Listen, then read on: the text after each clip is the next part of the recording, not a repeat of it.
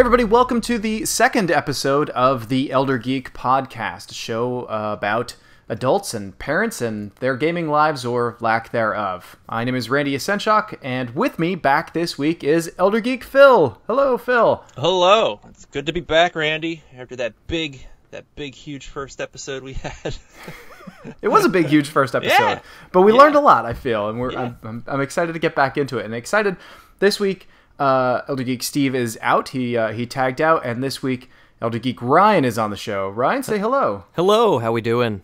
Good. Ryan, you didn't get an introduction because you weren't on last week. Do you wanna give us a little bit of background about yourself and what exactly you are bringing to this round table?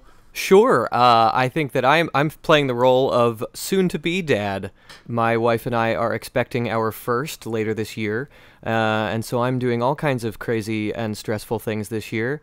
Buying a home, having our first child, working my way into a pretty stable career, all sorts of fun stuff. But I've been an avid gamer for many years, in fact, most of my life, and so I'm really excited to be here.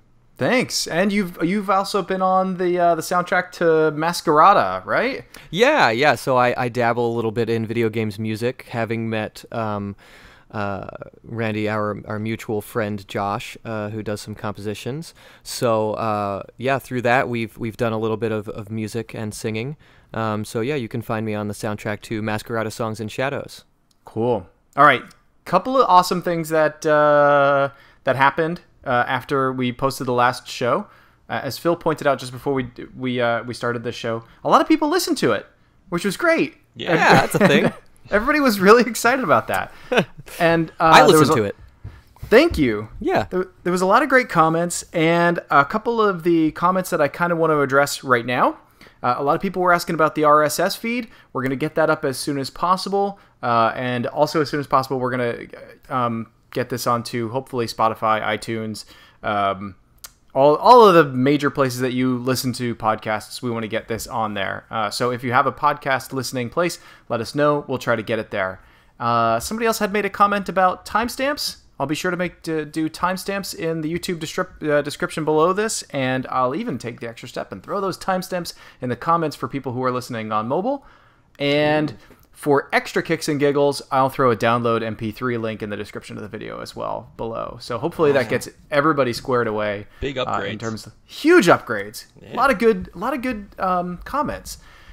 Something we didn't mention last time, and I feel like we need to say this. I meant to say it in the first episode, was that this show is going to be seasonal.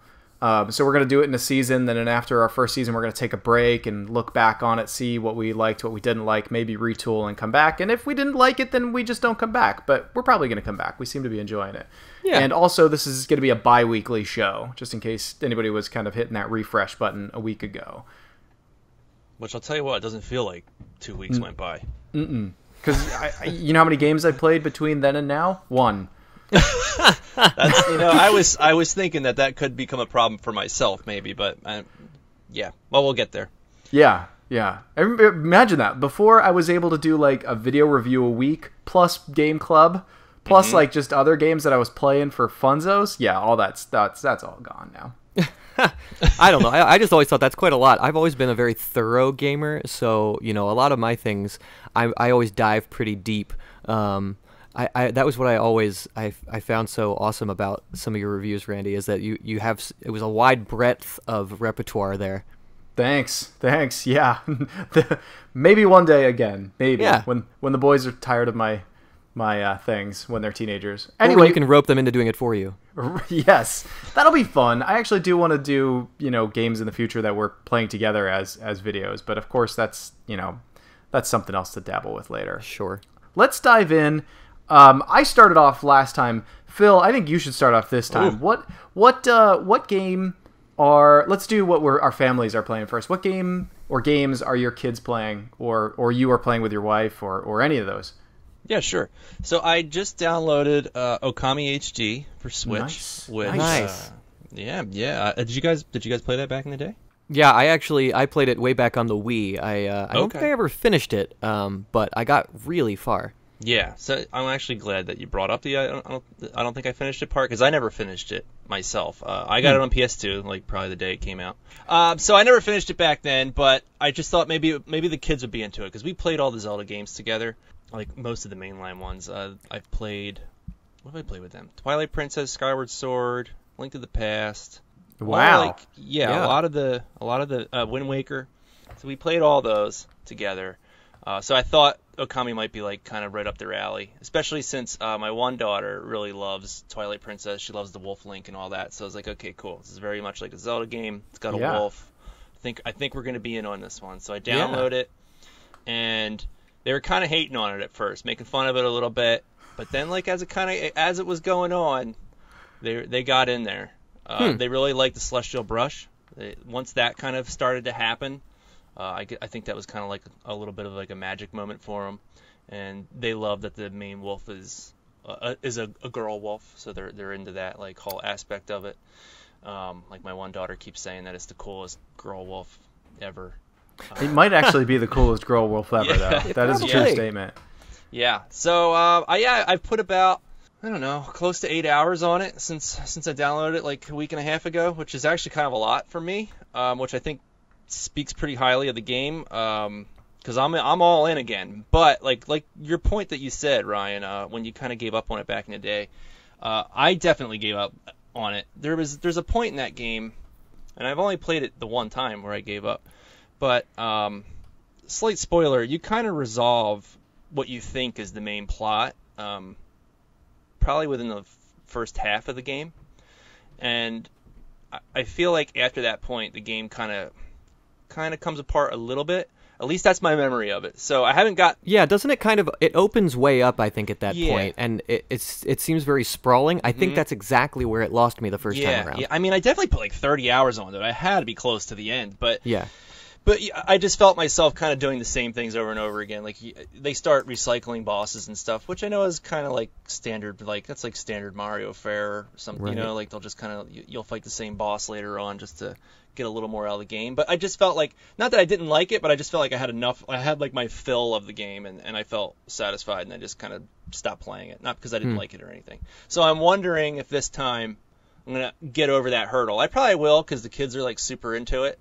But I just wonder how I will feel about it once I hit that point. Since it's like an HD remake, was it a full price game, or was it like $40? $20, $20, yeah, download only for the US. You can. I thought about doing it, but I wanted the game. I was greedy. I wanted it immediately. You can get the Japanese versions physical, and I'm pretty certain it has English language on there. Huh. Nice. Yeah, Switch has actually been really good about that for a lot of their titles, allowing you to do kind of whatever language you want. Mm-hmm. It's actually really refreshing, because a lot of the games for that, again, there was an early title for the Switch too that you could only get physical from Japan, and people were really excited to find out that you could do that in English just by changing the language setting. I think that was that I Am Setsuna? That's what it was, yeah. All right. I never finished that one. Oh yeah, you were playing that on PC, right? I did, yeah. And what was funny was like the Unity engine kept like chugging on me. I don't want to get us off topic or anything that, but that really was what kind of stopped me from playing it. But the piano soundtrack to that I remember was really beautiful, and it was very Chrono Trigger light-esque. But anyway, back to Okami. I'm glad to hear that the kids are digging it. How does it look on the Switch? It looks great. That game definitely has like such a unique look to where it's timeless, you know. Yeah, yeah. That's the benefit with a lot of the very specific art style stuff like that. Same with like a Borderlands. Yeah. It looks great. Yeah. So, still plays great. Totally into it all over again. Now, is the celestial brush mechanic like via the Joy-Cons? Is that how they work that out? Yeah. So. Yes, and this is actually kind of driving me nuts, and I'm not sure if like there's something wrong with one of the Joy-Cons, because my kids have thrown the Joy-Cons around a little bit, so they're not working the way they should work. So I'm using the Pro controller for the most part, but there is an option to where you can draw with the Joy-Cons, and I know you could draw in. I never played it on Wii, but I know you could draw a Wii, but that's just the pointer stuff, so I know how that. I can visualize how that works, like even though I've never tried it. But this, like, I'm wondering because there is no pointer, so I'm just curious as to how like those motions would work. And I really wanted to try it, and for whatever reason, I can't get it to work. So that's a little disappointing. So maybe I can get that to work. I'm sure I'll talk about Okami again in a future episode just to follow up on my feelings about it. But hopefully I can get it to go. Was it a launch controller or like a later controller? I tried both. So I have my launch one, and then I bought 2 new blue ones, 2 months ago? And my daughter got pissed and threw the one across the room one time, and that was kind of that got me. That'll happen. If I can go on a little side thing here. So the 2 analog sticks on my launch Joy-Cons they're just beat to crap because we've played so many games on those things that they're just not working how they should, right? So I went on eBay and you can buy replacement analog sticks. They were like $5 a piece. So I was like, well, if they're terrible, what do I got to lose, Right. So, man, let me tell you, installing those things was like super, super difficult. Like, I love taking apart like controllers and stuff like that. Yeah. The Joy-Cons are there's so much packed into that little thing, and they're like these teeny little wires that are like connecting everything together. It was crazy. It took me like an hour to put these 2 sticks in, and they didn't. They're terrible. They're absolutely awful. Oh man. So, That just sounds frustrating. Yeah, that was when I bought the 2 new blue ones. So I put the sticks in. I was like, okay, this isn't working. So then I bought the 2 new blue Joy-Cons. But yeah, so now I'm like, do I want another Pro controller or do I want like Joy-Cons at work? That's where I am now. I think we might have to wait. That's fair. For like.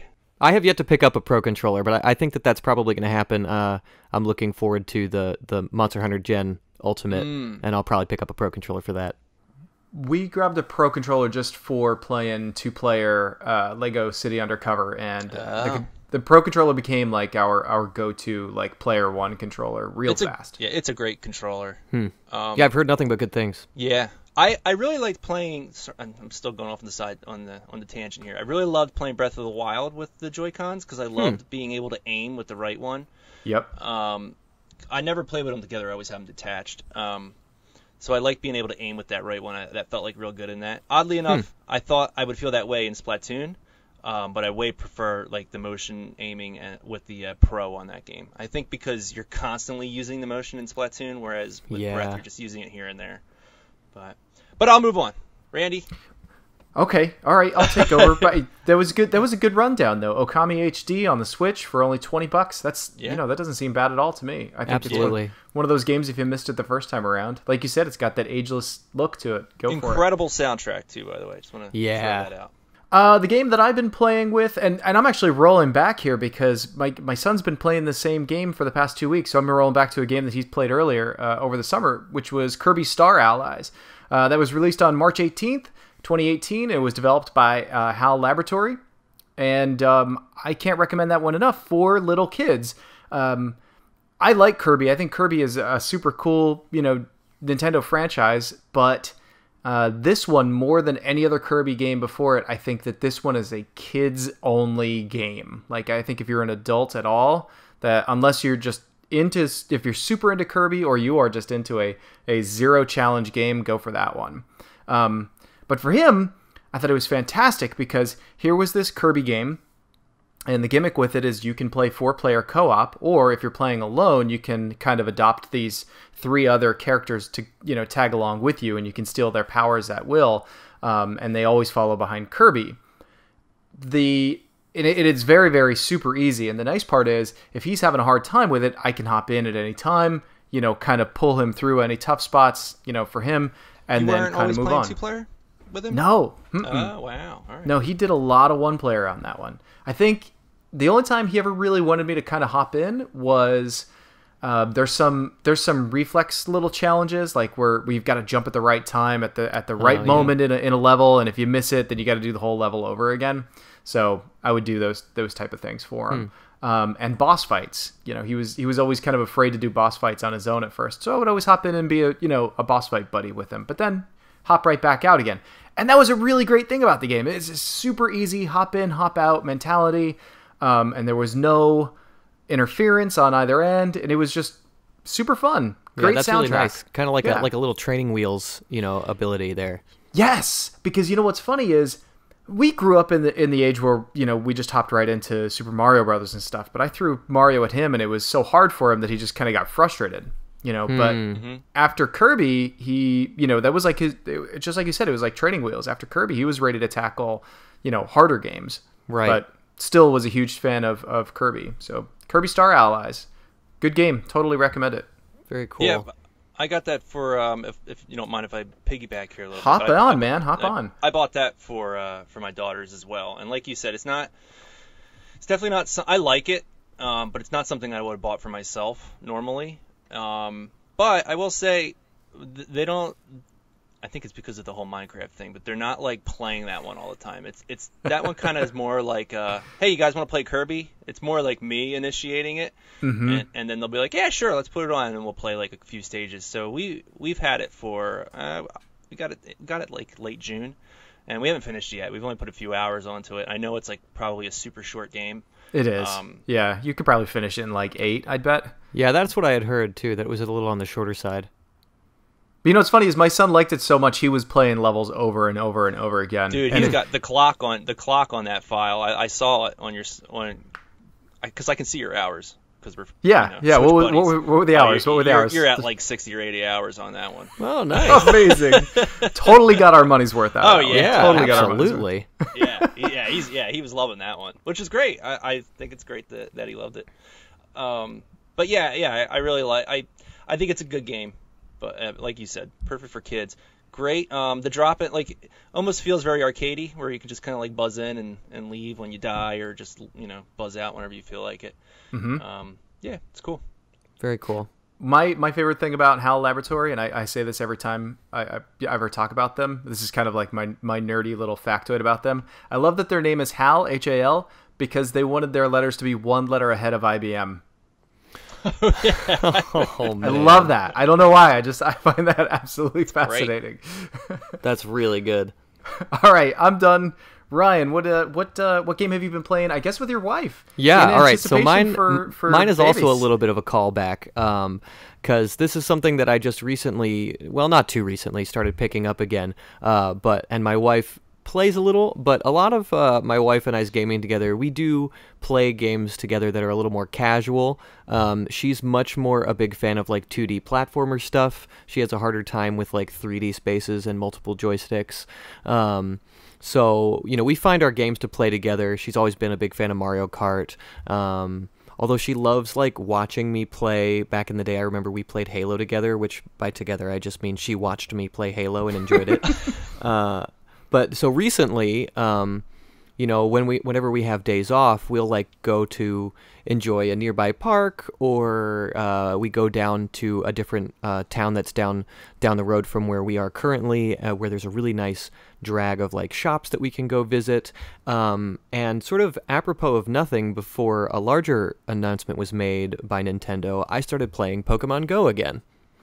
Ooh, awesome! So, you're getting ready for Pokemon Eevee or Pokemon Let's Go? Yeah, and actually I had actually been on a job out of state, where a couple of my coworkers had been playing, and they were doing one of the community days, which if you haven't been following along, which I don't blame you if you haven't been following along, it's a very specific niche. They do these 1 day a month now community days, where they'll pick a specific Pokemon and feature it. It'll spawn much more frequently, and for about a 3-hour window, there's a bunch of bonuses and incentives to play. Sometimes they'll introduce different raids, which they introduced into the game. I think it was late last year. But yeah, so there's a lot of like incentives to play for a specific amount of time on a specific day. So after that, I didn't join in with them, but they eventually were like, oh, but it's fun. Like, come on, we'll like walk around and play after work. And so we did, and it was very nice. And that was actually like the week after I started playing again that Nintendo made the announcement for Pokemon Let's Go, Eevee, and Pikachu. So I figured, well, I might as well keep the ball rolling and like prep for that game release. I've always been a huge Pokemon fan, so I'm excited about the game. It's receiving sort of a lukewarm reception online, but I'm trying to remain like cautiously optimistic that it'll be a pretty good stopgap before we get a full main series title on the Switch next year. What? People are giving Pokemon Eevee and Pokemon... I think that it's more that like some of the hardcore fans are like not excited about the fact that it still uses a lot of the Go mechanics. It still uses. There's no wild Pokemon encounters. It's all just like throwing, like throwing Pokeballs into the slowly shrinking circle. And it's I think this is going to be a case of like I want to judge it after I play it myself. I don't want to hop onto the hate bandwagon before the game even comes out. No, that's a good point. Yeah, and I've been sort of just I want to play the game. I think it's going to be fun. It's based. Let's Go is based on the plotline of Yellow, which I never actually got to play when it came out. But I liked Red and Blue, so I figure at least it'll be just a fun chance to play a Pokemon, series game on a TV on my Switch, and I'm really looking forward to it. So, Pokemon Go is still actually surprisingly entertaining to play. My wife and I were walking around. There's a really good spot. If you remember Pokemon Go from when it came out. Oh, by the way. Obviously published by Niantic, released July 7th of 2016, so an over 2-year-old game at this point. Yeah, I remember when that came out. My wife was pregnant with our second, and she was on bed rest for like pretty much the whole time. Right, yeah. And so if she wanted to go anywhere, she had to use a wheelchair. And so as I was, pushing her around in the wheelchair, we were playing Pokemon Go. Like that was our summer, was her in the wheelchair and us playing Pokemon Go. Yep. Oh, wow. Yep. Yeah. We would literally go for a walk to hatch eggs. Yeah, we're just sort of waddling around at this point. But it's a lot of fun. And actually, there was at one point, I'm trying to think of where we were going. We were in a car going somewhere, and she was like, "Oh, let me see your phone." And so then she was like, we were like stuck in traffic, and she was playing as we were moving along at like 5 miles an hour on whatever like large road in the area that we live. So it's been pretty entertaining. They're adding stuff to try to keep it fresh and present. They added some of the Alolan forms from the newest set of games, and it's a lot of good stuff. There's not a ton going on there, and again, where the game sort of lacks is that it doesn't really have anything for you to do when you get home. It really is just a movement-based game, but it's been pretty entertaining, I got to say. For free, it's not bad. Absolutely, yeah. And I do know some people who put a lot of money into the game. There was a guy that I worked with last year who he's put probably several $100s into the game over the span of its life. How many have you put in? Any? I have put $5 in because, like 2 weeks after the game came out, I was working in a very rural part of Iowa, and there was just not that many stops. So you were constantly running low on Pokeballs and potions and such. So I think I spent $5 on a stack of Pokeballs, and that was like I was like, well, I'm enjoying this game. I would pay $5 for an app on the App Store. Yeah, why not? I think that's fair. Yeah. But since then, it's been, total free to play, which is actually not bad. Cool. Plus the Pokemon that you catch in it will work in Let's Go Eevee and Let's Go Pikachu, right? Yes, and actually that was like one of my big things. I have this like sort of silly obsession. I love that the shiny Magikarp is gold because I just think it's hysterical that he's gold, but he's just this most useless Pokemon. So I managed to snag a shiny Magikarp in Pokemon Go, and he's going to be my boy in Pokemon Let's Go. He's going to be my favorite companion. Very nice. Fantastic. All right, well, we should probably take a real quick break, and then when we come back, we'll talk about the games that we've been playing by ourselves, and hopefully we had time to play something by ourselves this week. All right, see you guys in a couple of minutes.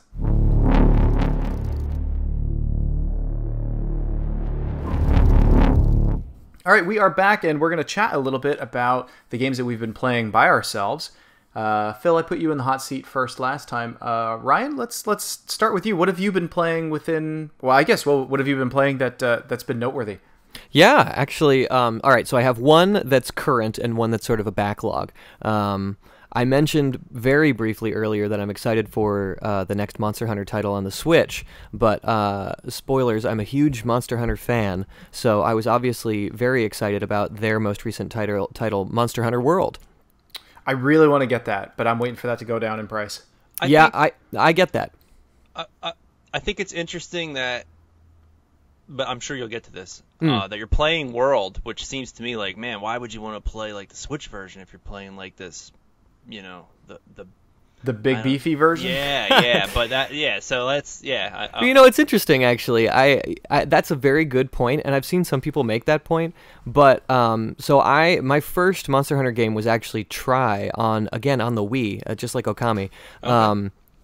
And Generations, which this will be Generations Ultimate coming out on the Switch, is sort of the natural progression of their mobile-ish series. By that I just mean they've all been on handheld consoles since Tri. I guess that then 3 Ultimate was on the Wii U. But a lot of the things that came with Monster Hunter World, a lot of the fans of the series called them just quality of life improvements. They removed a lot of the like clunky older mechanics of some of the older games and made a much more streamlined approach, which is frankly, it is very enjoyable. Like for instance, gathering things used to be something your entire character would stop and bend down and grab a thing, and it was like a solid 3 or 4 second animation during which you could be hit and one-shotted for your entire life, right? Whereas in Monster Hunter World, you just kind of run by and grab, just rip the herbs right out of the ground and then grind them up into a potion as you run down, the path on your merry way. Is there still a little animation that plays, or is it like Breath of the Wild? It just kind of disappears. There is an animation, but it's very fluid. I mean, the character model does reach down and grab it, but it's literally he just kind of sort of grabs it on the run as he he or she goes along. Cool. It is really cool, and I gotta say, having it back on a television, because I picked it up on Xbox One because I was too impatient to wait for it to come to PC. It's a beautiful game. They've obviously put a lot of care into the models, the character models and the monster models. The storyline is actually very good. It's not as strong. My personal favorite is Monster Hunter 4 Ultimate has a really strong storyline, but they really try to make it more than just a grind, which I appreciate. The mechanics still very solid. They change a lot of mechanics for some of the weapons. Each iteration, they try to do some things that are a little bit new, and they did quite a good job at keeping things fresh while still maintaining the, I hate to use the comparison, but the Dark Souls-ish brutality of combat is still, maintained. Okay. I really want to get into Monster Hunter, and World looks like the one that I would do it with. Yeah. I bought a while ago, back when I had expendable income, I bought the one for the 3DS, and Capcom's got this problem where they either they either hold your hand too much or they don't at all, and I felt like that one they didn't hold my hand at all, to the point where I was just like, this is boring right off the bat. Which one was it? Was it 4 or was it Generations? I think it was Monster Hunter Tri? Oh, it could have been 3 Ultimate was on the 3DS. That's what it was, 3 Ultimate. Yeah, 3. I mean, 3 it's very slow, and actually, if you look back even further, 2 and the original, or Frontier is one of the other ones that a lot of the OG people who play the games really love Frontier. It is agonizingly slow because that was part of what they thought the player base wanted, I guess, at that point, because everything is very slow and deliberate. You get that the key art is always the guy with the great sword, and it's bigger than the guy's body, so it takes so long to bring it around and swing it. And Tri and 3 Ultimate still had that very much, but then once they moved to 4, I think it was that they started to gain momentum in the player base to get it more popular. So they really worked on getting things to be a little bit more fluid. And actually in Generations and in Generations Ultimate, I guess going back to your original point, Phil, the reason that I want to go back to it is because as opposed to in World, where it's all about it is very Dark Souls-like, you're rolling and you're doing these attacks and sort of getting your attacks in where you can, Generations sort of went off on this other tangent where they just said, well, if you don't think that you can dodge it, then we're going to add these anime-style finisher moves that you can do that will auto-dodge, or that they do these big finishing laser sword moves, and that's literally what you have. They added these hunter arts that you can unlock for each weapon class, and you have a bar that slowly ticks up on the bottom screen of the 3DS. I don't know how they're going to do it on the Switch, but when it fills, then you can use that hunter art, and it'll do a variety of different things. Sometimes you'll dodge, and you have a whole bunch of iframes, of which are invincibility frames where your guy can't be damaged. or like my main the weapon that I play the most of is the hunting horn.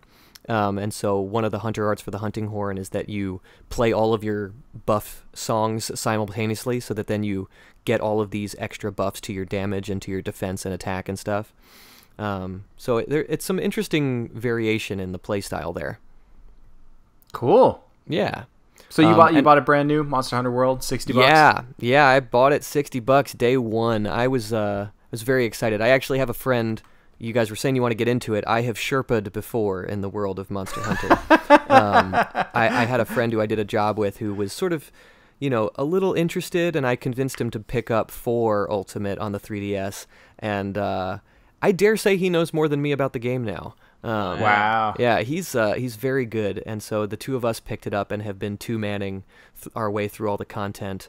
And I will say, in World, they've been keeping up with a lot of really good free updates, and they plan to continue to do that throughout the lifespan of the game. They added like a rotating out raid boss sort of thing, where teams of 4 go up against it until you kill it finally. It takes like 2 to 6 tries to get its health worn all the way down.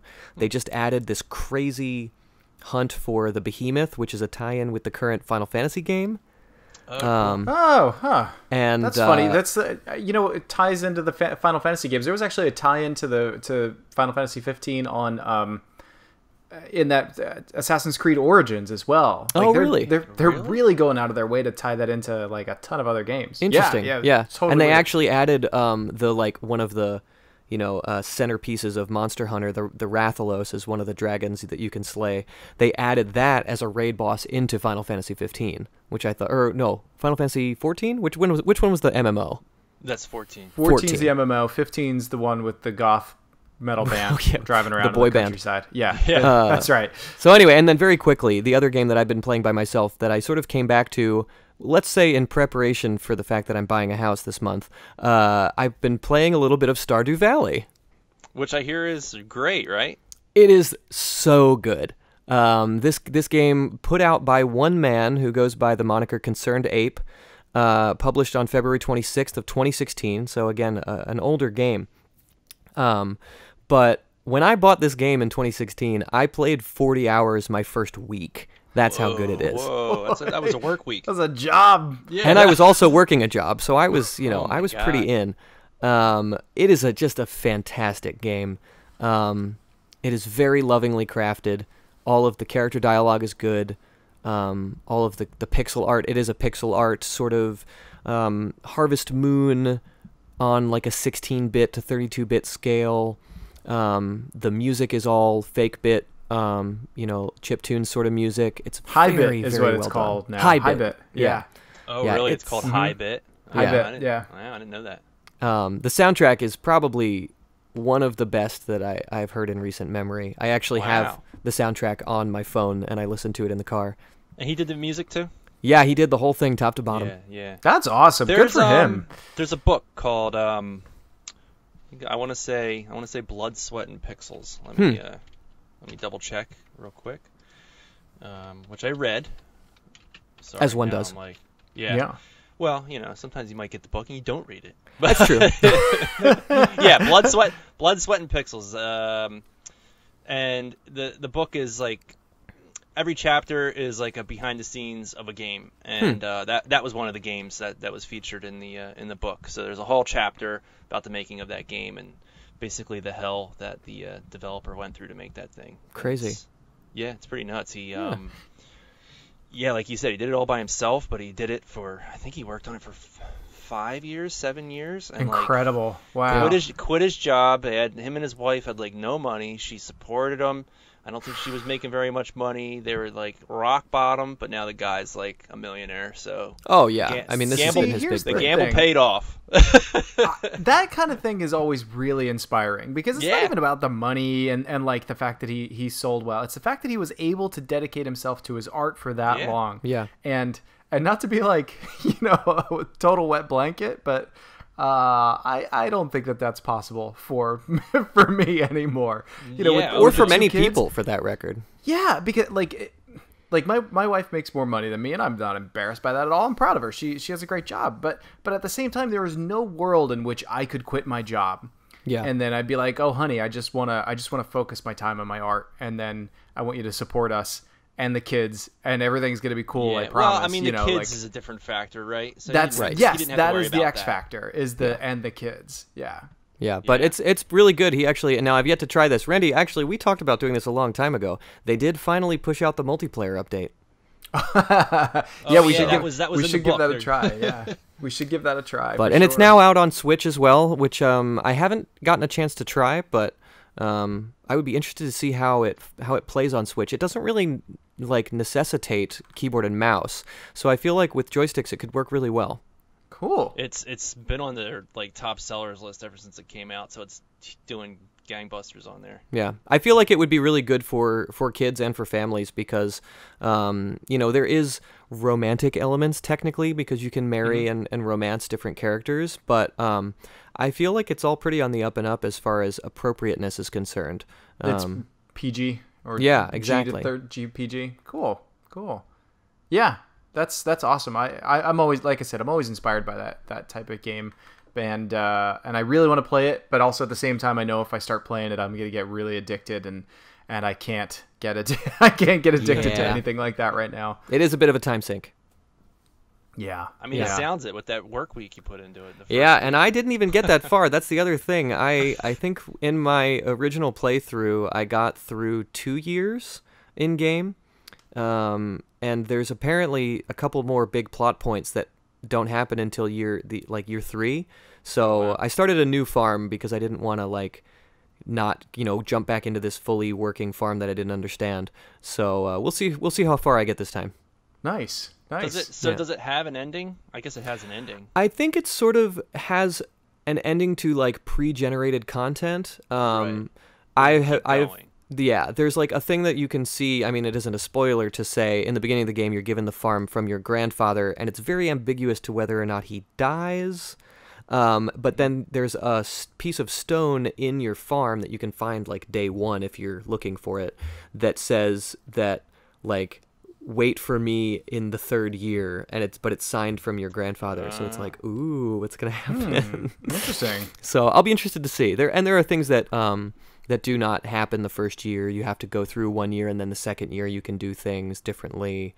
So they make sure to do stuff like that, and just like with a Harvest Moon, or what's the other series that's like this with the town and all the animals? Animal Crossing? Animal Crossing. Just like with an Animal Crossing game, at a certain point it becomes a money management game too, because you're buying crops to grow and then selling them for profit, and it's sort of cyclical in that way.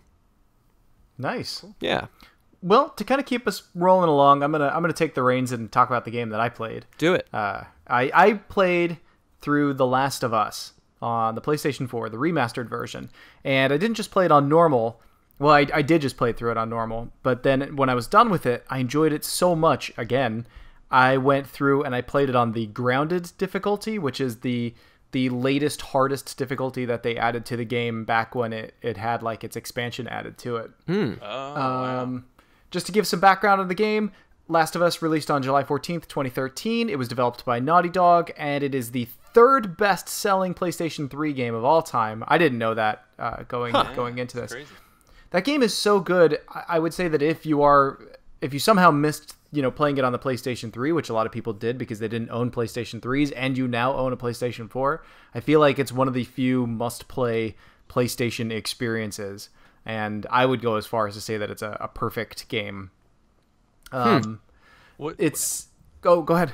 You played the remastered one, right? That's what you I said? did, yes. So, do you think it's a big improvement over the PS3 one, or is it just kind of like... It's the same. It's just upscaled, to look this... no real difference. If you have it on PlayStation 3, play it on that. If you have a PlayStation 4, play it on that. That was how I played it, PS3 version. Admittedly, I did not play it because I have a lot of trouble with horror games. Oh. It is... I don't know if I would qualify it as a horror Yeah, I mean, game, it's got zombies, but it's a little... I would almost compare it to more of like... I mean, it's like Uncharted meets Metal Gear a little bit, right? Okay. That's a good way to put it. Yeah, it's a third-person action game more than anything. but it has pretty limited resources, so you kind of have to choose when and how you're going to fight. Some fights you're forced into. Other ones, if you can stealthily kind of sneak around them. And the game is about Joel and this little girl named Ellie, and basically it's in a sort of post-apocalyptic world where a fungus, I don't know if it was like just a new fungus that was found or if it was a fungus that mutated, and basically it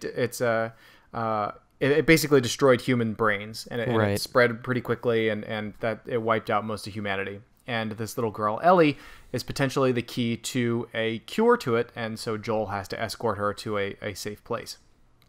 And it is a very touching storyline. It is a very...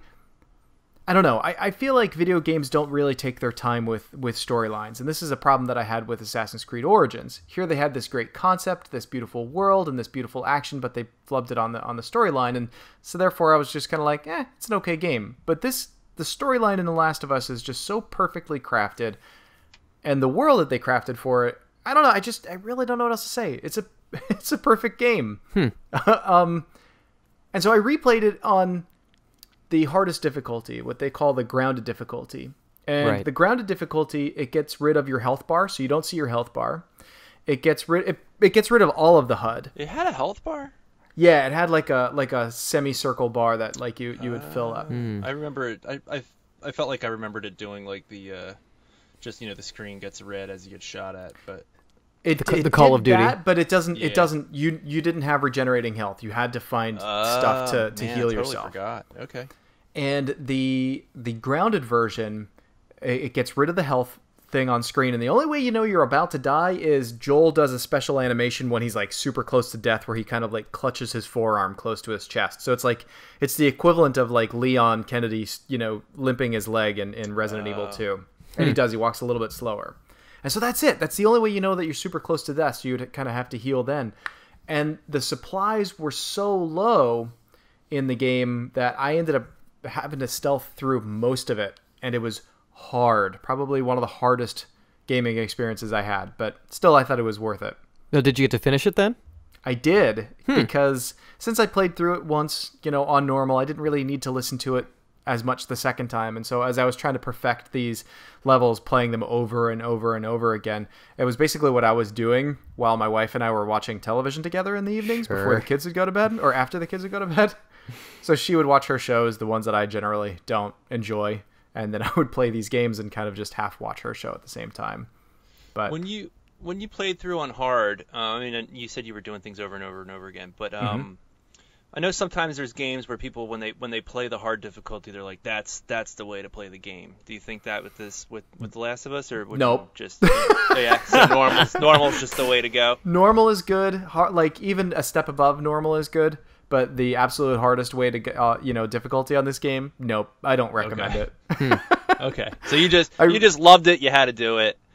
Yeah, and I'm proud of myself for completing the challenge, but I would not say only real gamers will play the hardest difficulty. No, that's the thing I always hear about Halo is like, that's exactly what I was going to say. It's legendary. Yeah, that's always the big example. My best childhood friend and I actually, we have played through every single Halo game on Legendary together, and we even did all of Halo Reach. We did a lasso run. I don't know if you've heard of this. No. It means Legendary all skulls on, because they have these modifier skulls where, some of them are silly, like one of them is called Grunt Birthday, and it's whenever you headshot a grunt, there's confetti, and all of the Bungie devs go into the mic, yay! But playing with lasso on is you can't see what gun you have. All of the enemies drop half ammo. You have to melee a guy to get your shields back. It's just brutal. But we just sat down. I was in college, and we just sat down and we're like, we're gonna do it. So we did it. That's cool. Nice. My final thoughts on Last of Us Remastered. If you are brave enough to go ahead and try it and do this, don't. If you're playing on the hardest difficulty, don't use your shivs to open up any of the doors, because at some points in the levels there are like, if you use a shiv, you would break a shiv and you could open up a door, and hopefully there's more goodies inside those rooms with spare lockers and stuff. on the absolute hardest difficulty, there's almost nothing in those rooms, and it is an absolute waste to ruin a shiv, which could save your life later on, to get in there. But the soundtrack is amazing. It's composed by, and I'm not even going to try to pretend like I can say his name correctly, Gustavo Santaolalla. Amazing soundtrack. Mostly guitar, which... mostly guitar and harmonica and such. Really, really beautiful. Cool. Yep. Totally recommend checking that out. That's Are awesome. you day one for Last of Us 2? I am. And after I played... And I'm very, very few day one of anythings anymore. But after playing through that and watching the trailers for Last of Us 2, I'm totally on board with doing day one for that. That cool. Game is... I don't know. We get so excited for like movies and books and sport teams, and stuff like that. But The Last of Us, I feel, is like one of those things where it's worthy of it. It's worthy of a fandom. Absolutely. Phil, take it away. Your turn. Yeah, so I have been playing. Kind of started with NES Classic, but I want to focus in on Ninja Gaiden. So I've been playing. I played through all 3 of the NES Ninja Gaiden games recently. Nice. And man, I love those games. They are just the one thing that I playing them back to back made me appreciate like something about each of them, which is strange because I always thought of the third as like inherently the worst. No, the worst. Really? Yeah. Did you think that was the best? Yeah. Really? I never beat any of them, but I just thought like the wall and climbing mechanics were what made it more playable. Yeah. So are you thinking of 2? Maybe I am thinking of 2. It's been a while. 2's the one where you get the little shadow guys behind you. Okay. Is that the one you're thinking of? I think so, yeah.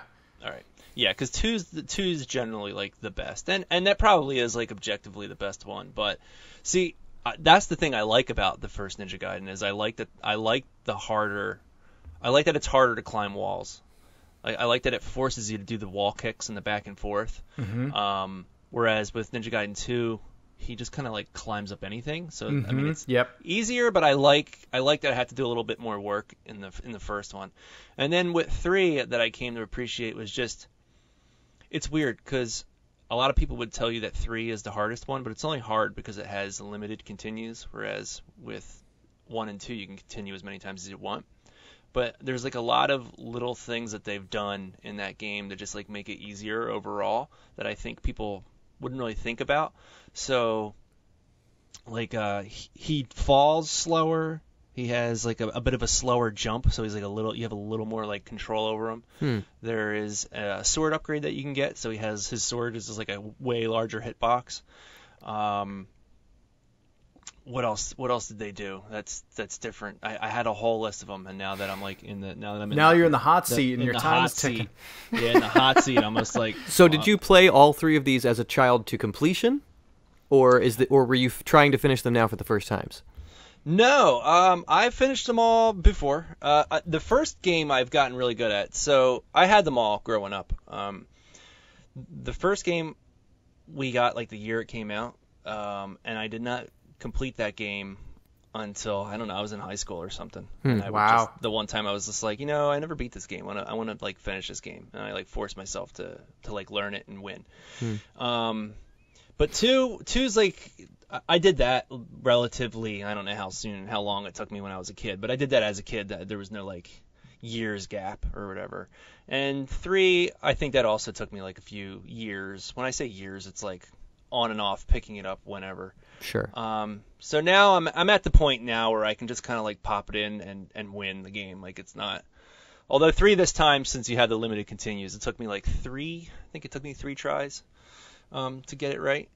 All but right. by the end of it, like I got pretty like good at it to where like once I got past this one stage, all the other stages were just like a piece of cake.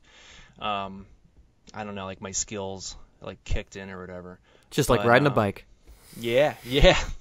So I really love those games. I think I'm gonna make a bold statement here that they're the best action trilogy on the NES. Super good games. I don't think that's a bold statement. I think that can be a totally true statement. It's probably one of the hardest, you know. Yeah, and that's saying a lot amongst a library of super hard games. Truth. Yeah. Yeah. The first one, I actually got to the point a few years ago where I could beat that game without dying in less than 20 minutes. Wow. Whoa. I was on my way to speedrunner on that one. I was getting close. Some people can beat that game in like 9 minutes. Oh my gosh. Wow. Didn't you also? I don't want to like give you false praise, but at the same time, I mean, if you've discovered this, you're the guy who did it. Didn't you also discover like that the map layouts like synced up with the castle that was shown in the beginning intro, like the movie or like the outro movie? Yeah. So I tweeted it. I mean, I don't know if I'm the guy that discovered it, but I mean, it doesn't seem like a lot of people realized it. Because of course, when I tweeted it, I did have a couple people who were like, "Oh, no crap, man." But yeah, so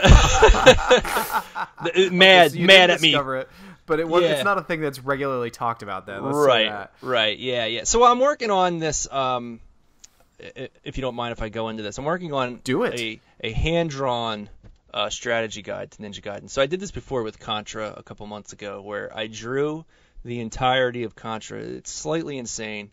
And when I say I drew the game, like I drew maps of the stages completely, where everything's located, and then I drew like every single character or thing that you come across, and I made it available like download for free. That is awesome.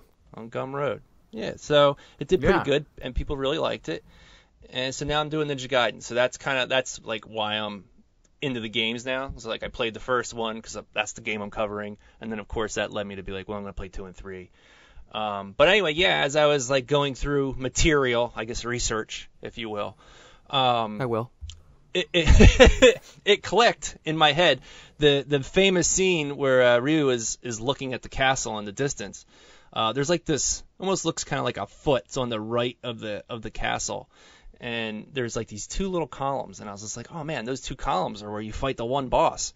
So I overlaid a map of the game on top of that cutscene. So it's kind of cool just that they were thinking in this way where like the game, at one point you're like scaling up this large wall, and then you fight this boss where there's these 2 columns, and then you run across the bridge back to the rest of the castle. And it's just cool to see that they mapped that out, in the cutscene, that they were thinking that way.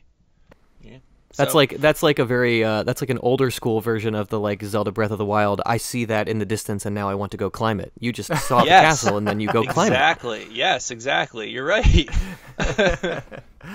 Yeah, certain games like their maps are just like they're super cool. Like the original Castlevania. This one's really well known. Like when you hit the 3rd stage, you see the clock tower back there, and it's like, okay, this is exactly what you go through at the end. You see the bridge that you run across where all the giant bats are coming to get you. So that's like one of the first games I can think of that had like a, you see where you're headed to in the distance. And not only that, but just the entire castle itself. Obviously, you see the map of the castle in between stages, but just the way that the game map follows that map. It's just like they really thought everything through, which is pretty cool. And now that I'm on the subject of that, another little map thing, another little bonus. Did you guys ever know about, because this came up in that thread on Twitter. Did you guys know that in Zelda 2, in the bottom left-hand corner is like the entirety of the map of Zelda 1? I did know that. What? I think that's awesome. Yeah. Yeah. Blowing my mind right now. Yeah, and then to go even further, this one is I didn't know this one either until recently. Death Mountain, in A Link to the Past, maps pretty much perfectly with Zelda 1. So basically all of Zelda 1 is all of Death Mountain. Wow. So Zelda 1 takes place at Death Mountain. Yeah, it's pretty cool. I did not know that. That's really awesome. Wow, and I have a map of Link to the Past on my wall. Yeah. Yes, you do. Yeah, and so that means you have a map to Zelda 1 as well. That's awesome. All right. Well, we should probably hop off for that for right now. Take a quick break, and we're going to come back and we're going to do our adult chat.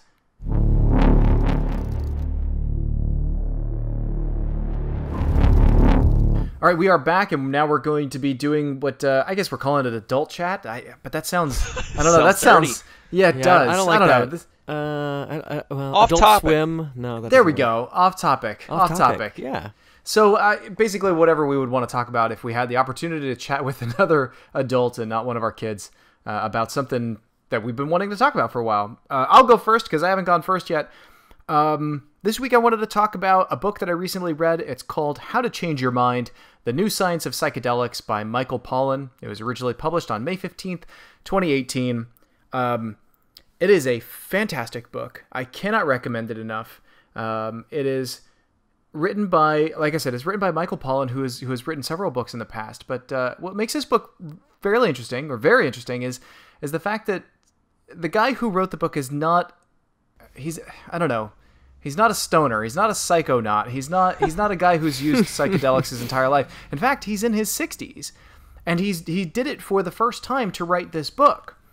And the book itself isn't just his experiments with psychedelics. It also goes through a history of psychedelics and their effect in cultural and in science within the United States. And it's kind of fascinating to watch how psychedelics actually helped shape our current culture. The book itself explores basically every aspect of psychedelics. It goes from the mystical side of it to the metaphysical side of it to the very physical side of it, and it goes through some of the fantasies about psychedelics and some of the horrors that kind of come about it too. And I think if anybody out there is ever curious at all about psychedelics, that I think they should give it a read.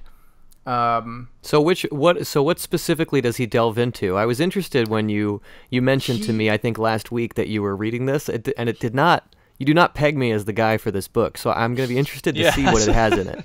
He actually, in the book, he tries mushrooms twice, LSD once. Jeez. And there's another one that they call the toad. I can't remember the chemical name of it, but he tries that one as well. The hypnotoad. And I know, very the hypnotoad. And it sounded to me, I don't want to speak for the guy, but it sounds like his mushroom experiences were more pleasant than the rest of it. The LSD experience that he had was not as potent as he was hoping for. In fact, one of his mushroom experiences was more potent than the LSD, and the toad experience that he had, the way he wrote about it sounded like it was downright frightening. But again, it was a little bit more than about the journey of him trying these psychedelics for the first time. It was also finding out about how psychedelics really kind of got a bad rap, about how the many medical uses and the medical breakthroughs that psychedelics can actually have for people with mental illnesses, or even their effects on people who are mentally well. Yeah, I can't recommend the book enough. And what makes me sad is whenever I see other sites advertise, or I don't want to say advertising it, but other sites recommending it, they always have or I've seen a few of them, I should say, where they have his head with like a psychedelic 60s groovy background behind it. And what's kind of unfortunate is he tries to break down that psychedelics are much more than what the 60s psychedelic experience painted them to be. Yeah, I'd actually read, I had read recently that they were using, I don't remember if it was mushrooms or LSD, to help treat in small doses PTSD. MDMA. Yeah. Oh, and MDMA, yeah. MDMA, and in fact, I think that was actually just approved for testing. Yeah. Was MDMA. Oh, wow. And it's good because I'm not a huge chemistry nerd by any stretch of the imagination. I almost failed high school, sciences and college sciences and stuff. But me too. But hey, all right. But and apparently the author did as well. But he writes it in a way that that dummies like me can even understand it. But he's definitely done his research. Very cool. Yeah, super cool book. Honestly, one of the best books I've read in the past 5 years. I can't recommend it enough. Again, it's called How to Change Your Mind: The New Science of Psychedelics by Michael Pollan. I'll pass the torch to Steve. Sorry, Steve, you're not here. Phil, Steve, where are you? Yeah, I was thinking, which one of us is Steve in this case? All right. So I'm a fan of this guy on YouTube. His name is Luke Morse. I don't watch him all the time, but I used to back in the day. He's been around forever. And his whole thing is he's this American dude that's been living in Japan forever. But the videos I love are he gets just broken video game equipment, old, like rotten, like arcade boards and stuff like that, and he fixes them. And I watched this one episode recently, which I think was kind of old because I haven't caught up in a long time. But basically, this guy from Kentucky found a NES with a handful of cartridges and a cartridge of A Link to the Past that was in this barn for years and years, been through all these storms, and he sends it to him. And this thing looks, I mean, it's unbelievable, this garbage-looking machine. And he fixes it, and it's like, it's amazing how this thing still works. So I was like, I want to buy a piece of see if I can fix it. Oh, I cursed. I broke the rule. Right. I broke the rule. I'll put a Mario jump sound over it or something. Yeah, timestamp it. Oh, no. All right. I apologize. I broke the rule. So, It's okay. We'll get a swear jar going. Yeah. So I decided that I wanted a pile of crap. So I went on eBay, and I bought a broken and the most dirty Super Famicom I could find, because I don't have one. And I want to try and repair it. So I was hoping, I almost removed this from the list, because I was hoping to have an ending to this story for this episode of the podcast. But you've at least got a start to the story, right? You've taken one apart and started cleaning, right? Yeah, so I've taken it apart. It's absolutely filthy. I basically bathed all the parts. And I think I know what's wrong with it. I think it's the fuse. So one of the other reasons that I wanted to do this too is to learn electronics, because I don't really know much about electronics, but I'm finding that I'm enjoying. I've done like a little tiny bit of soldering lately. Mm-hmm. I'm finding like I'm kind of enjoying that, and I'm enjoying like how electronics work. This first happened like I revived an old motherboard that I had about a year ago.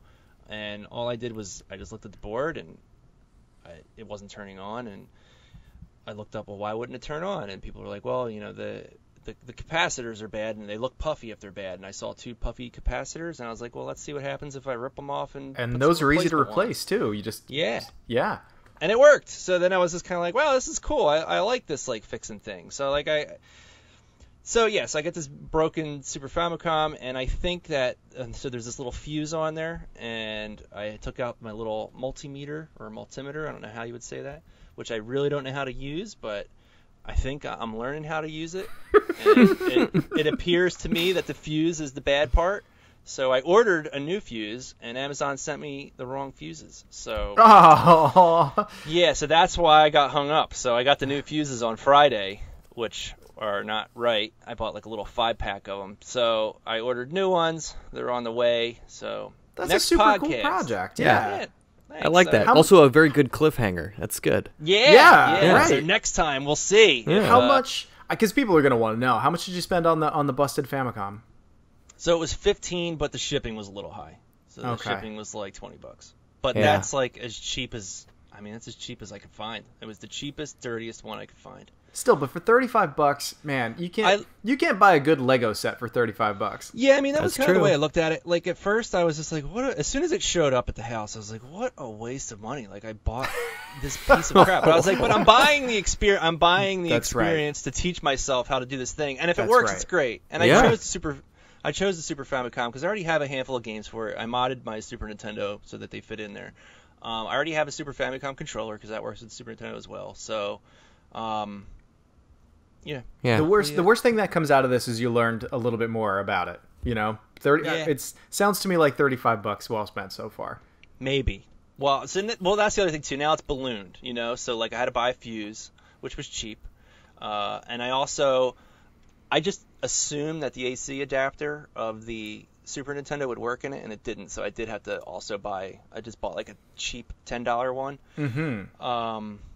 Which apparently they're not great, but my thought is, if I get it working and it's good, then I would buy like a real one. Yeah. Right. Which are a little more expensive, but I'll wait till that point. It's about the journey. Yeah, exactly. It's about the journey. So that's where I am with that. All right. Awesome. Yeah. Ryan, close us out, man. What do you have to talk about? All right. Well, I said earlier, I think, that I'm doing all of the stressful things in life. I'm buying a house tomorrow. Congrats. In the spirit of fixing a lot of things, hopefully there aren't too many things for me to fix and discover how to fix, like your Super Famicom. But yeah, so the thing that I'm getting very excited about that may very well become a source of expenditure of money, my wife and I decided to try to at least dip a toe or foot in on smart home technology. So I've been doing a lot of research and picking up a lot of things to hopefully successfully install in this new home. So I've gotten myself set up with a Nest and with some Alexa devices, some Echo devices. I don't know. I think, Randy, you've shown me some stuff that you have on that, and I've asked you for a little bit of advice. I don't know about you, Phil, if you have any of that in your place. All I have is an Alexa, and I now have a smart TV, so they're kind of tied together. But Sure. That's about where I am with my smart home journey here. Yeah. So I picked up, I think I picked up an Alexa on sale, and I had a Dot that we had been sort of playing around with. That was sort of like our tester to see if we liked the idea of it. But then the other thing that I'm hoping to do, I've already picked up the hardware. I picked up a few smart light switches that all tie in to the Alexa. So it's going to be very interesting over the next week or so as I start to get those installed. I guess mine is sort of a cliffhanger too. So we'll see what sort of electrical trouble I get myself into. We have a lot of smart stuff in our place, and I like that we can control the television with our Alexa devices. Yes. And how do you have that set up? You got to explain that to me. Just get a Fire. If you have an Echo Dot or any Alexa device and a Fire Stick, it just does it automatically. Okay. That's it, and you just talk to it and make it go, which is kind of great because we originally didn't have a Fire Stick in the television. It was originally a smart television, but I think the Wi-Fi router inside it busted because it wasn't picking up any Wi-Fi signals. I was like, well, I'm not buying a new TV. I'm just gonna get a $30 Fire Stick and slap it in the back there. Yeah, that's good to know. Yeah, and it works great. So Fire Stick plus, Alexa Dot, you can control most of your TV, as long as it's just, you can't change channels or anything like that, but your Netflixes and Hulus and Google Plays and all that kind of stuff you can do from there. And we also just put in a smart device for our front lock because our oldest son is going to first grade and he really wants a key to the house, and we were like, you're probably going to just lose the key. So this let us, give us a his own keypad to type in. We can, if he happens to forget it, we can unlock and lock the front door with our phones from far away. We can actually, it's also pretty nice if we can actually just check the device on our phone and be like, hey, did we forget to lock the front door? We can just look and see, oh yeah, the front door is locked. And if it's not, we can just lock it. Or you can even just yell out to the Alexa, hey, is the front door locked? And it'll answer. So it's nice. I feel like a lot of the things that my wife is most interested in is the convenience factor like that. Just being able to be like, hey, is the coffee pot on? And I've labeled a plug to be the coffee pot, and so we know if it's on. So yeah, we're looking forward to that. Yeah, it is pretty cool. When I tied the TV to it, I was just like, what is this dumb gimmick? But I find myself saying, Alexa, turn the TV off all the time. Yeah. Just, yeah, I'm going to have to hook that up. That's really good with the TV. That sounds really nice. Yeah, and you can tell the volume. Alexa, lower the volume to 20 or whatever, and then the TV will adjust. That's nice. Ooh, nice. Yeah, pretty cool. Guys, thanks for hopping on the show again with me this week. Yeah, thanks for having me. We will see everybody again in 2 weeks, and hope you all enjoyed the show. And again, hopefully we're gonna have all the timestamps and an RSS feed and all that other kind of good stuff, and quiet phone. And all that other kind of good stuff. And also in the description below, I'll give you guys a link to Phil's hand-drawn Contra book as well. Absolutely, dude. All right. Thanks so much, everybody. Have a good night.